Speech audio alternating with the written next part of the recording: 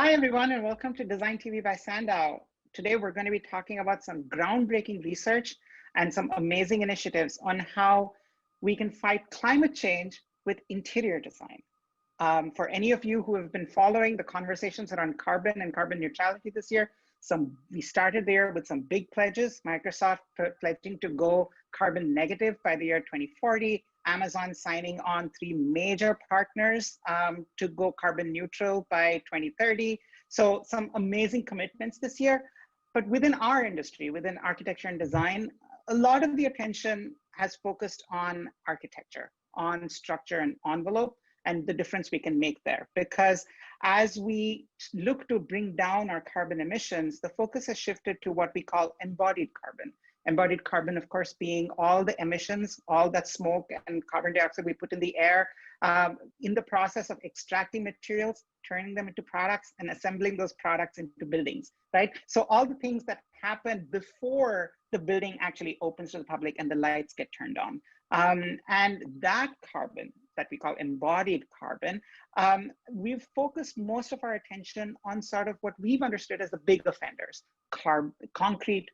steel, right? Those things in studies so far have accounted for the biggest percentage of embodied carbon, but that's because studies have focused on the structure and the envelope of buildings. Interior design, as interior designers know, is an entirely other ball game. Interiors turn over every few years, especially commercial interiors are renovated every few years. So the carbon footprint of interior design is a complex thing to understand, and yet new research shows that interior designers can do more than they think. And so to talk about that today, we have an amazing group of panelists. We have with us Jennifer Chen, who's an interior designer with LMN Architects in Seattle, who's done a groundbreaking study on the embodied carbon of interior renovations, looking at LMN's own office as an example.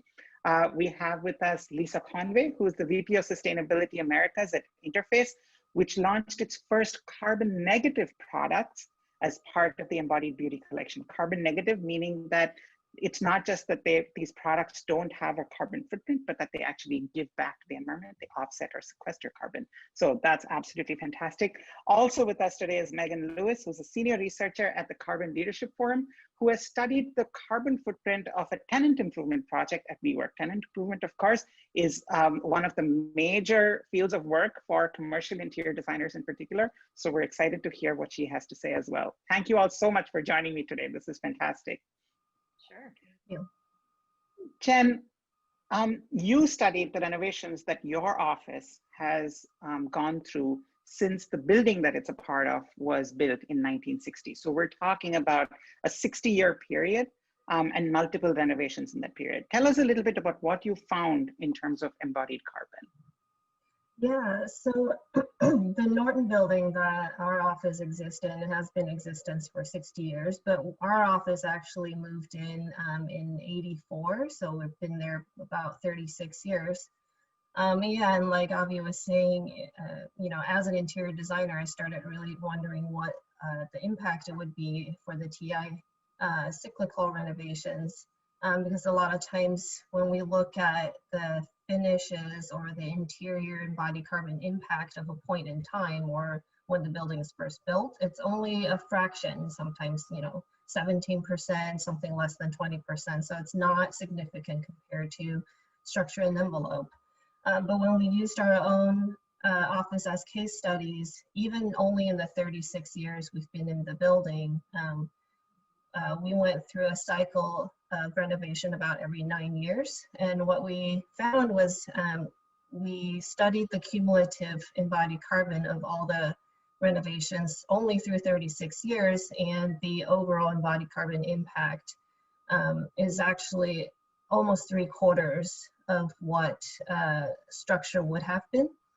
And, you know, because as Avi said, the building is 60 years old, and if we had been in that building for 60 years, and we can assume that maybe 9 years prior to our first move-in, we had another renovation. So if we added all that up together, the cumulative embodied carbon of interiors or the cyclical interior renovations actually surpasses both structure and envelope. So the impact is quite big. And our office, at least the current iteration, actually has a very minimal palette. And it's an open office with open ceilings, not a lot of walls. So you can see if we start to add in all the little pieces that go in interior design or interior finishes, it's actually quite a big of impact, even just in a short span of a few cyclical renovations.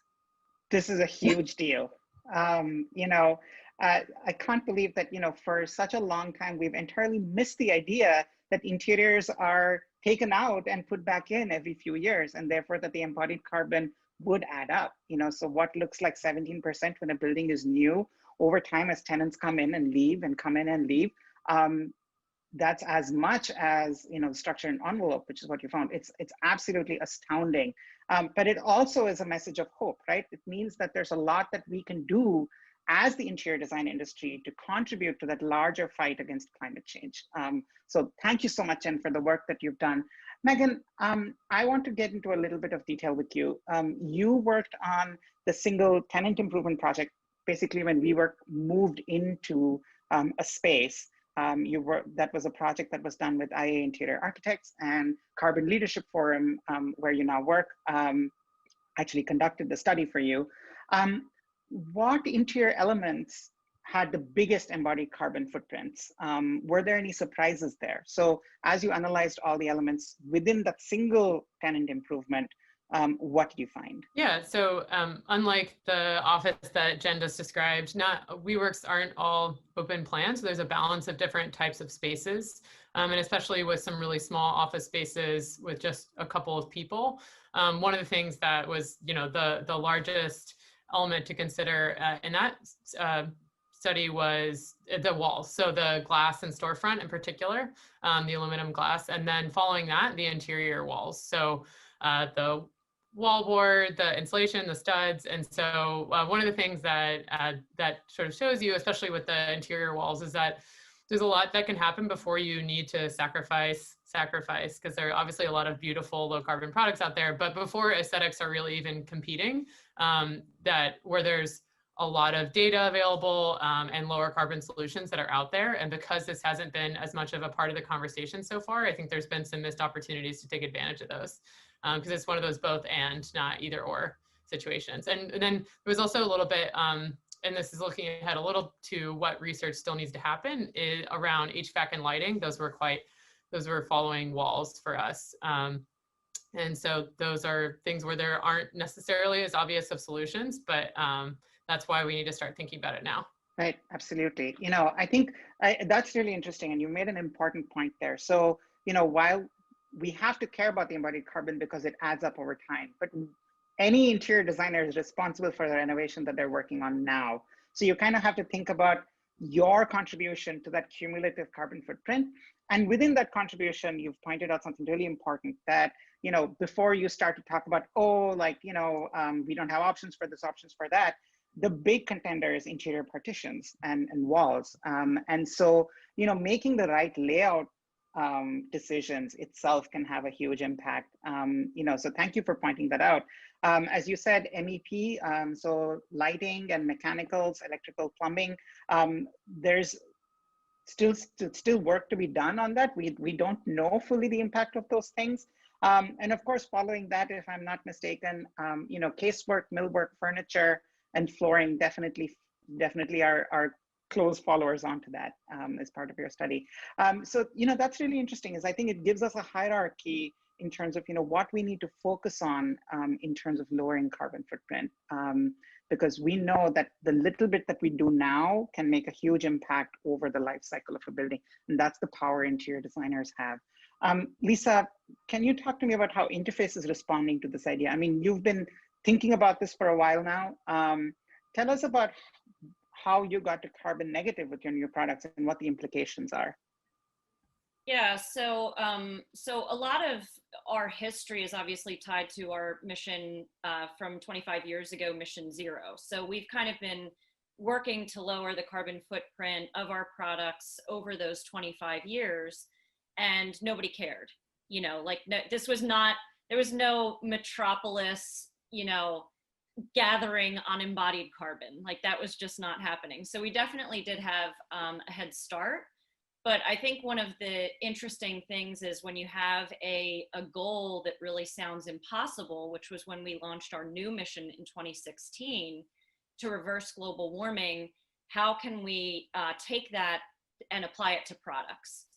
That was something that was, we knew how to think about how to get to zero, but ultimately we want to be restorative. And I think that, you know, both Meghan and Jen, like ultimately the reason that we're measuring how much the problem is to ultimately the moonshot goal is to get to buildings as carbon sinks. You know, how can we design buildings that are actually part of the solution? Because just releasing less over time is not going to get us there. We need to actually draw down all of the excess and waste carbon that we've put up into the atmosphere. So that's has been a really exciting challenge.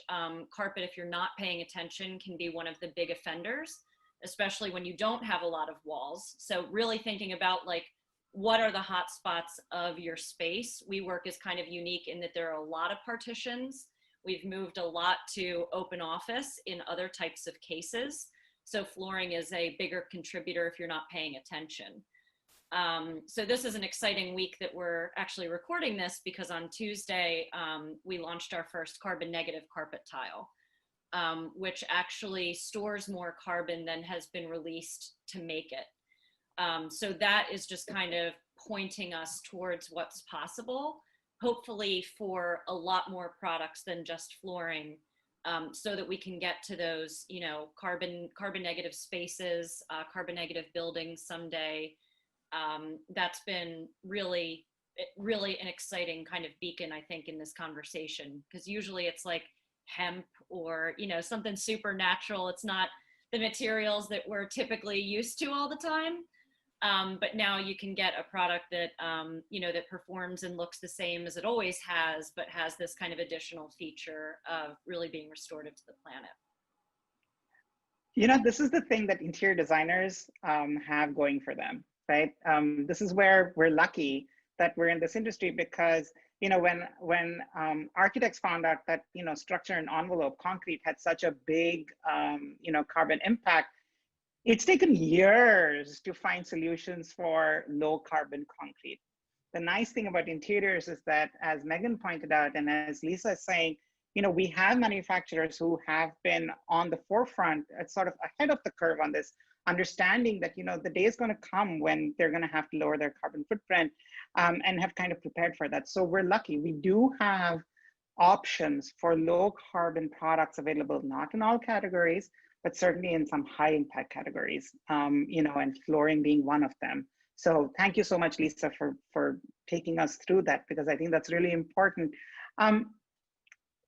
To all of you, I'd love to hear, you know, so now we know that interiors are part of the problem and therefore part of the solution, right? We know that we have to do something about this. We didn't have the data until now, but at least now we can start to say, studies and numbers are pointing us to the fact that interiors have a much bigger impact than we've ever guessed before. Now that we're at this juncture, what is sort of the long-term process we need to take? Like, how do interior designers, how does the interior design industry as a whole, designers, manufacturers, you know, our contractors, clients, all of us together, work towards bringing down embodied carbon emissions? I think that no matter where you sit in this conversation, whether you're a manufacturer or a designer or a building owner, I think it's about thinking about the emissions beyond just what you emit and into the supply chain. You know, where for someone like Jen, LMN's operational energy impact is not big. You know, their biggest lever is the supply chain of all the stuff they specify. When Meghan was at WeWork, it wasn't WeWork's operations, it was the supply chain. We need to do both, but I think that the reason that we're having this conversation is because we all know how to think about operational carbon. You know, at home, it's about saving money on our energy bill, etc. What we're trying to shine a light on is really thinking beyond that to parts of our carbon impact that we influence but may not control at interface. That's not, we don't make our own yarn, but we're responsible for the impact of that yarn because that's what we make our products with. So really using the opportunity to not only focus on what we control, but also what we influence, and having those conversation and using our buying power and spec power, et cetera, to be able to have those conversations with for us, our top suppliers, you know, really for anyone in the conversation with your top suppliers to really move the needle. Right. Yeah. Oh, jumping in from an interior designer point of view, I mean, like Lisa said, the spec power, I think it's taking that next step and really thinking about what product are you putting into your, like you said, the current project, because, you know, there's the time that we're trying to race to for carbon neutrality, and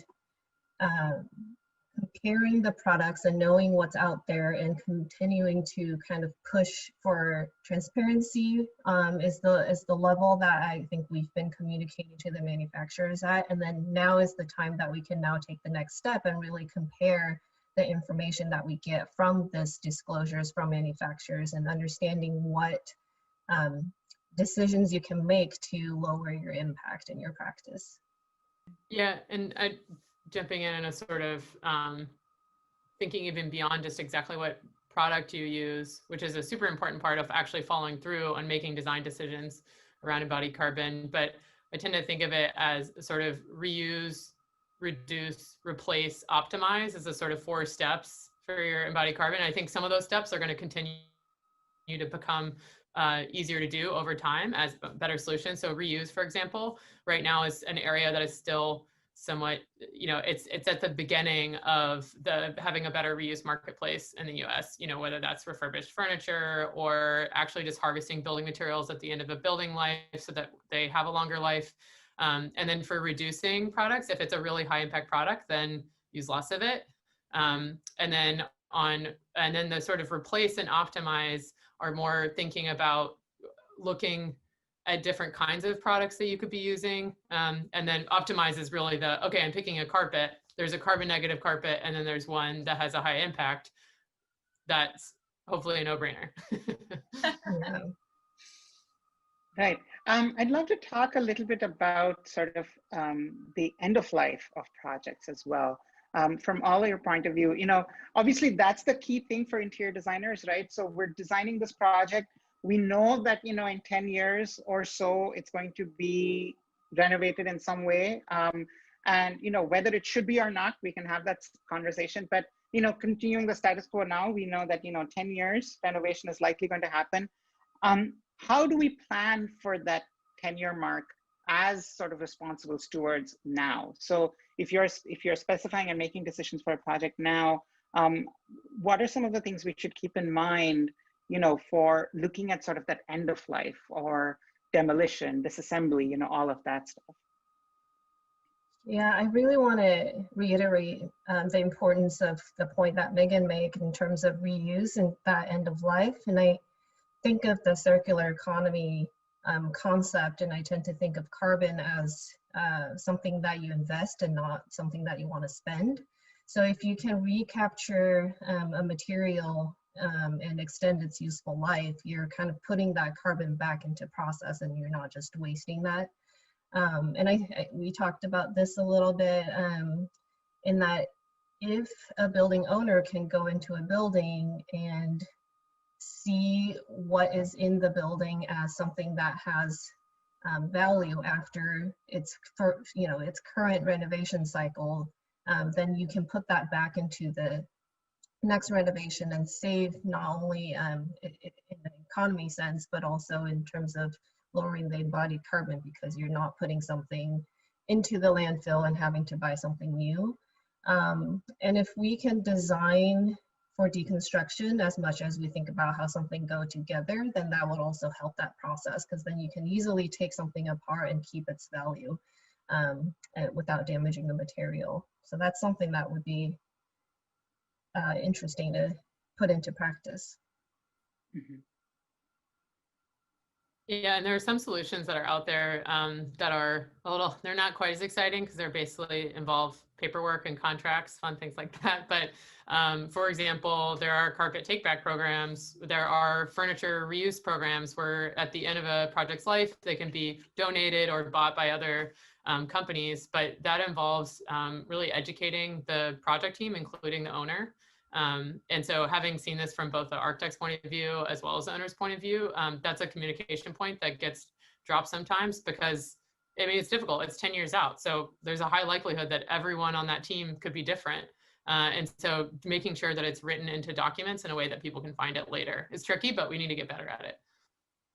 Yeah, and I would say like one of the most frustrating things for us as a manufacturer is to see our product only be down for 5 years because it's made to last so much longer than that. You know, some of our education and healthcare customers will keep it down, 20 plus years, but a lot of our corporate customers, which is the bulk of our work, that stuff cycles out so fast. So anytime there's an opportunity, even if you're not keeping it in the space, donating it for reuse in the local community, I think is something that everybody on the project can feel good about. Or it can, in our case, certainly come back to us. We don't get enough material back by and large from most projects. Most projects do not send that back unless it's a lead ID&C project where that's really being measured for a specific purpose. We would love to get more of it back. And one of the things that can be really missing in the conversation, everybody has a take-back program, right? A take-back program. One of the things to really do the checks and balances on take-back programs is what happens to it? Where is the post-consumer recycled content in your new products? Because there's a lot of lack of transparency around take-back programs that is just sorely missing. So that's kind of an extra layer. I know it's an extra thing to do, but if you learn it on one project, you can take that knowledge to the next one. But all of that, first keep it in place, second donate it in your community, third send it back to the manufacturer, but make sure that if you're sending it back that you know what's happening to it. Right. I'm sure we're going to hear this, Lisa, and I'm sure you hear it every time you bring this up with corporate clients.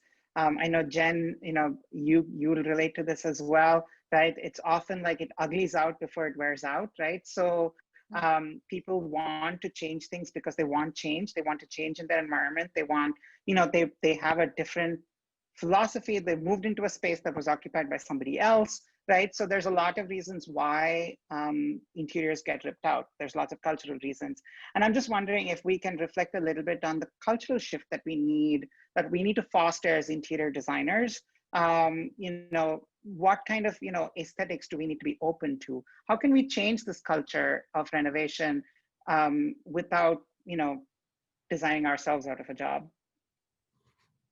Yeah, I mean, a lot of what we sell most of what we sell is gray. So like if someone can't work with gray, I don't know, like, like a lot of the stuff that's down is okay. And I think people just have they have trouble getting past it. So, Jen can probably weigh in and probably Meghan too, just on what can stay. And I think the before and afters of, this is what it looked like and we were using what was already there and this is what it looks like now. It doesn't have to be a complete replacement. And I think we're not used to that as a society. Right. Yeah, I would say, people talk about timeless design a lot, and I think just by nature, maybe that's not how we think about spaces right now. We try to make it timeless, but of course, time change and you don't know what the next trend is going to be.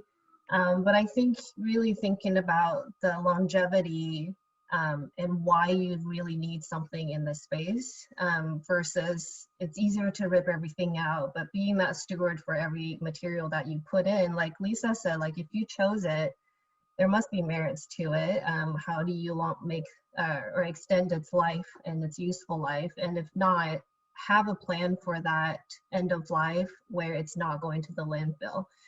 That should be part of the design process, in my opinion. to really think about what the next step would be for this material. And then just in terms of cultural shift, thinking about that design for the next life would be important. Megan, do you want to come in on that?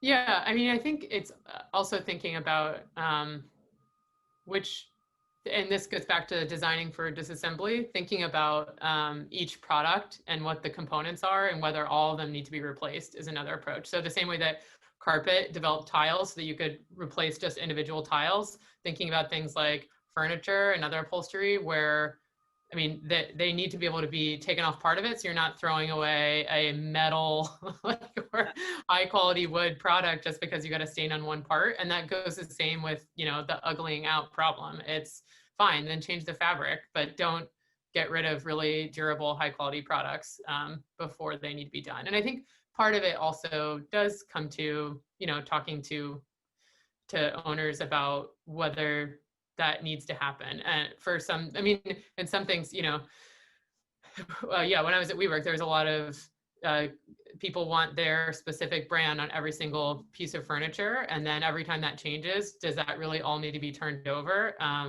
And so that's going to be a longer term cultural shift around when we change a product standard. Do we need to go in and replace every single chair, or can we wait until the end of those chairs' life? Things like that.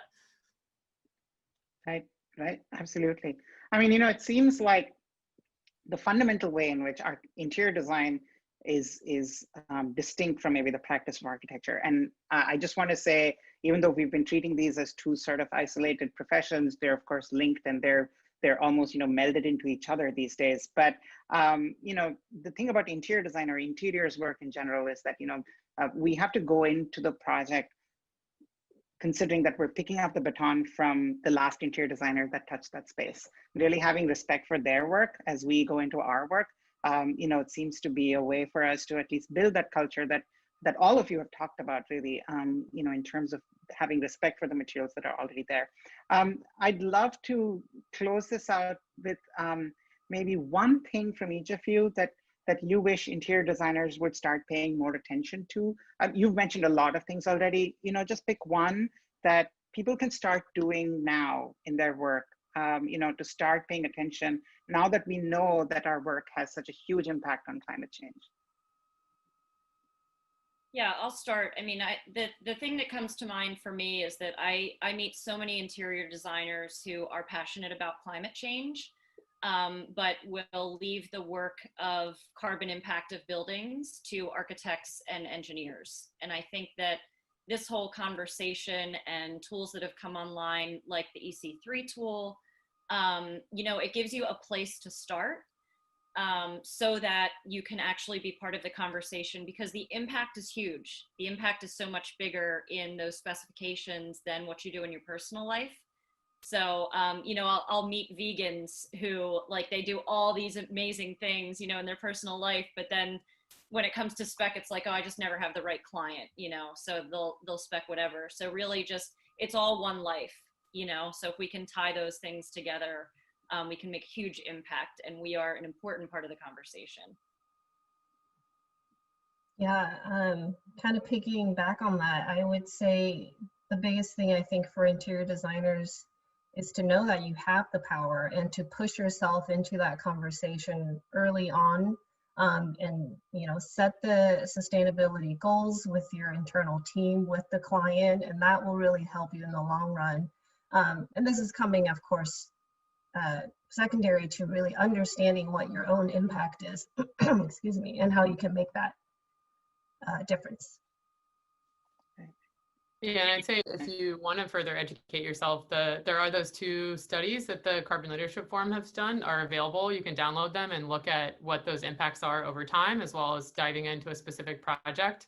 And also think about how, you know, don't assume that your owner doesn't care because they don't know about interiors and embodied carbon. You know, if they have a carbon neutrality commitment that's more around operational, it's an opportunity to talk to them about, what do you know about scope 3 emissions? Did you know that interiors are a really big part of scope 3 emissions? And they're interested in that. They just don't know that there's a misconnect around language. And so I think that there's a lot of conversations to happen around that.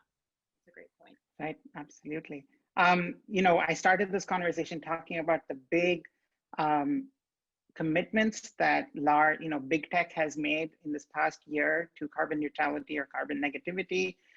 You know, Salesforce, as part of their commitment, has pledged that 2020 on, every interior space is also going to be assessed for embodied carbon. So there's cultural change on the horizon. It's coming. And I think as a profession, what all of you have shown through your work and your research, your studies, is a path to the rest of us to really start to look at this in our work and to prepare ourselves for an inevitable future. We have 10 years to reverse the impacts of 300 years or so of the Industrial Revolution.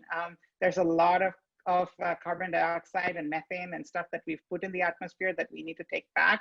And interior designers can be a huge part of that. So thank you all so much for sharing your expertise and your time with us today. For everybody who's listening, please go out there, educate yourself. You can do more than you think, and you have a much bigger impact than you realize. Please go to the Carbon Leadership Forum's website. Their study is freely available. Please look at Interface's products. Please start to prioritize low carbon products in your work and start to understand your place within that cyclical renovation cycle and act accordingly, because you have tremendous power because of that. Thank you all so much for joining me today. This has been a wonderful conversation, and I hope the start of a really positive change in our industry. Thank you. Thanks, Thank you.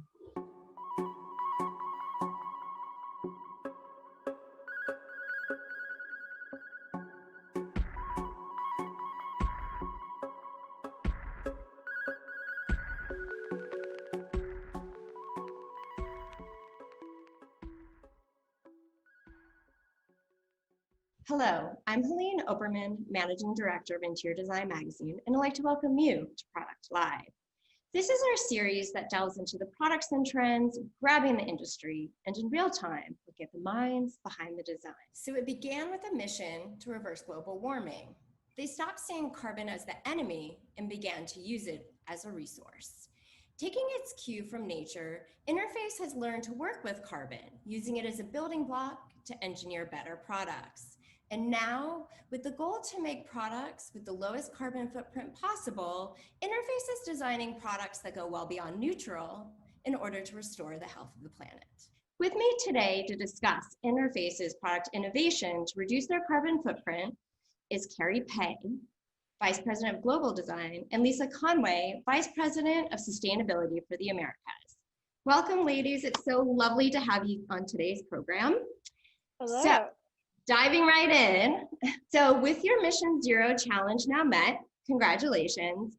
You have set up a new commitment for Interface to reverse global warming with climate takeback, and for the company to be carbon negative by the year 2040. So Lisa, can you go and explain what this new goal entails for Interface? Yeah, absolutely. When we were nearing the end of Mission Zero, we started to think about what is Interface uniquely positioned to solve as far as a global world problem goes. And what we realized with the help of our Eco Dream Team, including Paul Hawken and our long history of lowering carbon emissions associated with creating our products, is that what the world really needs now is the reversal of global warming.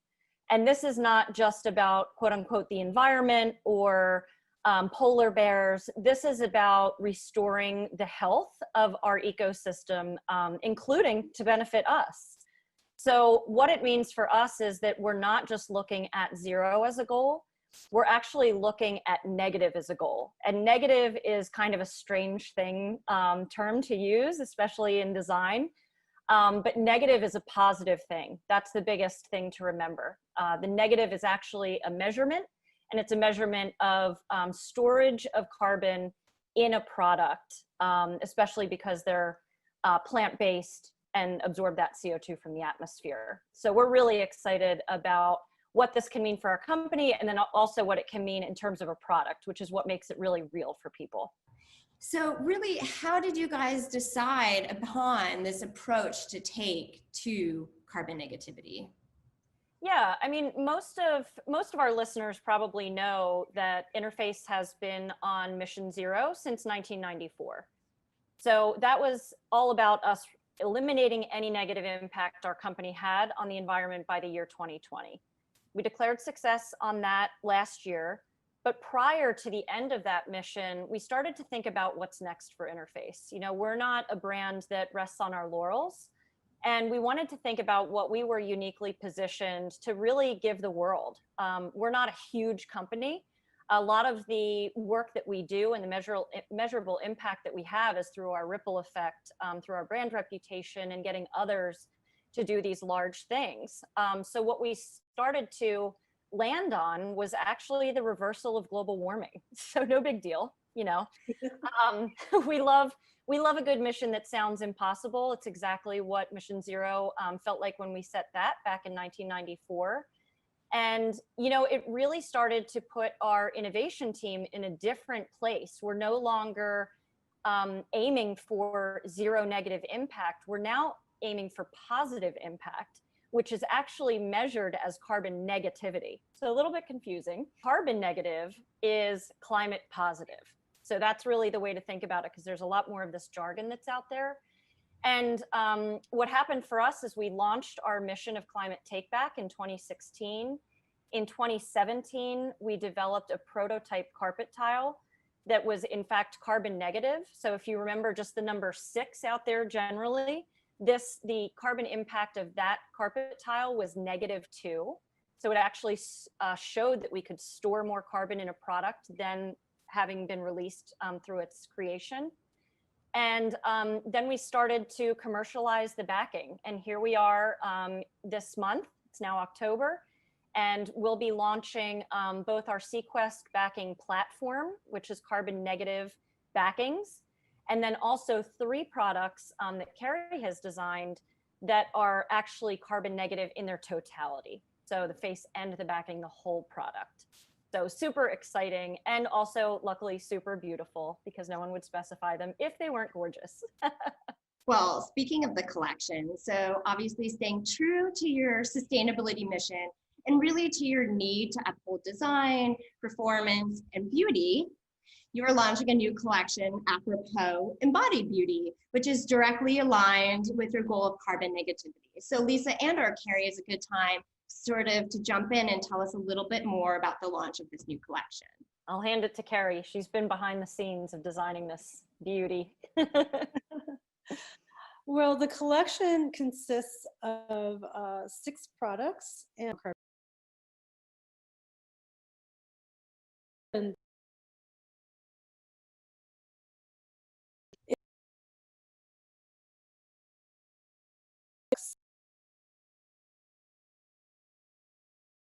we were set out to achieve. And so we look to the culture that one would associate with sustainability, with renewal, with zero waste. And so we looked at some of the things that were coming out of Japan in terms of, you know, the craft and the textiles and their dedication to reusing materials and giving them a new life. You know, when something's broken, they solder it together and they call it kintsugi, and it's incredibly beautiful. If a textile is torn, instead of throwing it away, they give it a stitching pattern and give it a new life and call that sashiko. So this seemed like the perfect marriage between us doing something to renew the earth and our atmosphere and putting together a product line that said things can be beautiful a second time around. With Embodied Beauty, we have the 4 carbon neutral products, which are pretty plush, especially compared to the carbon negative products, because the carbon negative products, in order for it to be carbon negative, at the time, we realized that the face weight had to be a certain ounce, and the stitching and the yarns that we used, the machine that we used, these were all new techniques, new constructions, new yarns, new machine. Everything was brand new to create something that didn't exist in the world. And when they're paired with the plusher fabrics, it really creates a wonderful landscape of textures across the floor. So there is a purpose to not just having carbon negativity, but also that aesthetic that enables to have a broader palette of ways for people to use the floor for wayfinding and for designating 6-foot distances, per se. Well, I would love to find out from the two of you actually how you guys centered on the name of Embodied Beauty and what that actually means. I love the name Embodied Beauty because it's almost like I got my word and Kari got hers. It's almost like this perfect interweaving of sustainability and design, because I talk about, you know, embodied carbon all the time. You know, it's a big part of what our brand stands for. We co-founded an external collaboration around embodied carbon, but you know, we say all the time that if it's not beautiful, people won't use it. You know, they won't specify it. I don't get that excited about all of the names of our products, but I really love this one. And I think it marks a moment in time for us where all of our collections going forward will have embodied beauty, even to a more extreme level than they have in the past. So it's pretty cool. We keep on touching on these like 3 carbon negative designs, but can you actually sort of name them and sort of describe what each of them are like? Yes, so so Tokyo Texture and Sishu Stitch and Zen Stitch are the names of the 3 carbon negative products. And so Tokyo Texture is just beautiful all over texture. It's just very organic looking. It can go in any place. It can complement any carpet at all. It's your wardrobe basic. And Shishu Stitch has a companion in carbon neutral product. Sashiko Stitch is the companion. Both are the same pattern, but because they're run on 2 different machines, they have a slightly different aesthetic. You know, one is more plush, the other one's flat. And the color, because the yarns are also different yarns used for the different products, carbon neutral and carbon negative, the colors aren't exactly like, but they're paired together. And I think that this is really better, that you get a little bit more of a broader, you know, a fuller sentence, if you will, in putting the carpets together, because they're not so matchy-matchy. Mm-hmm. They expand in tone. And then similarly, Zen Stitch has a pair of vintage kimono, also in the carbon neutral. So then we have Geisha Gather. So Geisha Gather is the plushest of the carbon neutral products. And Geisha Gather was inspired by the kimono. And the kimono is like pencil straight. It's, you know, in its construction, it's meant to be as straight as possible. So we kind of took a cue from that. And then also the obi stash that's in the back, how it folds into a box in the back of the kimono. And we took the approach to make the plank itself the design element, rather than putting a pattern across the plank with this sort of sash, and you put it together across the floor with other planks, creates the pattern. And it's what we're borrowing also from another Japanese term of wabi-sabi, which is to embrace the imperfect. You know, you don't control the floor so much and the design of the floor so much. You allow for that little something, that little imperfection to give that je ne sais quoi. Well, it's interesting because there's one term that I know that was sort of maybe the meaning and the thought process, which you haven't touched on, which is it Ikigai? Ikigai. Ikigai. Yeah. So what is Ikigai? Ikigai, I love that term. I love that word. It's not even a term. It's one word that encompasses a whole meaning for having a purpose. With this carbon negative, journey that we are going on, and we're hoping others follow. We really, really want to change the world and to change the way that other manufacturers think about their products. This is our Ikigai. This is our purpose.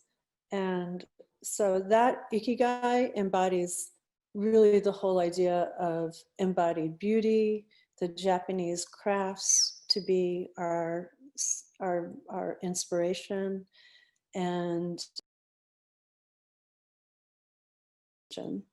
so Kari, I know you kind of like gave a big overview. So of the collection, there's the 3 carbon negative, and then there's the complementary for carbon neutral styles. But actually, Lisa, I want to bring you back into the conversation, because really just both for myself and the audience, it might actually be good to give everyone an understanding the difference between what a carbon negative and a carbon neutral carpet tile means. Yeah, absolutely. I mean, there's so much carbon conversation out there now, even in our consumer lives, climate pledges, and we're seeing a lot more commercials from tech companies and all of that. So it's great to really understand the difference. So carbon neutral means that just as many carbon emissions have been pulled down from the atmosphere as have been put up. So it basically nets out as a math equation to 0. So the way that Interface handles that is I often joke, we've been lowering the carbon footprint of our carpet tile for 25 years and no one has cared. I mean, some people did, but it wasn't really part of the specification process. We're seeing a lot more attention being paid to that now. I think that people feel and interior designers are getting more engaged in the conversation. It's not just an architect or an engineer's job to save the carbon impact of buildings. So basically, we have lowered the embodied carbon, or the amount of carbon emissions associated with making the product. We have lowered that as much as possible, and then we purchase offsets to get to 0. That is kind of like what we can do today to get to 0 as we continue to work towards getting all of our products to carbon negative. We're starting with only 3 styles, but what we've shown is that it's possible for us to create the product that our customers love to specify, and we're making that carbon negative, which again is a positive thing. So that's kind of the difference. Most of what you'll hear about out there that's carbon neutral today has done it with offsets. Hopefully that manufacturer has also reduced the carbon footprint first so that they don't have to buy a lot of offsets or buy their way to neutral. We are buying, less and less every year as we work on these innovations that get us to even lower carbon footprint and then carbon negative products as well. So even our general portfolio is reducing by about 1/3 with the launch of these Sequest backings. And then we have these few products that actually get below 0. Well, and then so it's that makes sense. No, absolutely. And I think we need to educate, the audience about the differences. And, you kind of, Lisa had mentioned it earlier, that negative actually is a positive thing. Yes. And so for people to understand that when they hear it, because obviously our minds go in the opposite. I know. So negative out there is a positive for everybody. And it's great because while you say you just have these 3 products now, it sounds like you're already well on your way to launching additions to it. So this is only the first of 3. Let's get that right in front of our audience. But, Embodied Beauty certainly lives up to its name and shows that beautiful design and sustainability are inseparable. So with that, I'm sorry, our time was short today, but I want to say to both you, Lisa, and to Kari, thank you so much for your time and certainly for your insight. And for our audience at home, please make sure to check out the Interface website to learn more about Embodied Beauty and Climate Takeback.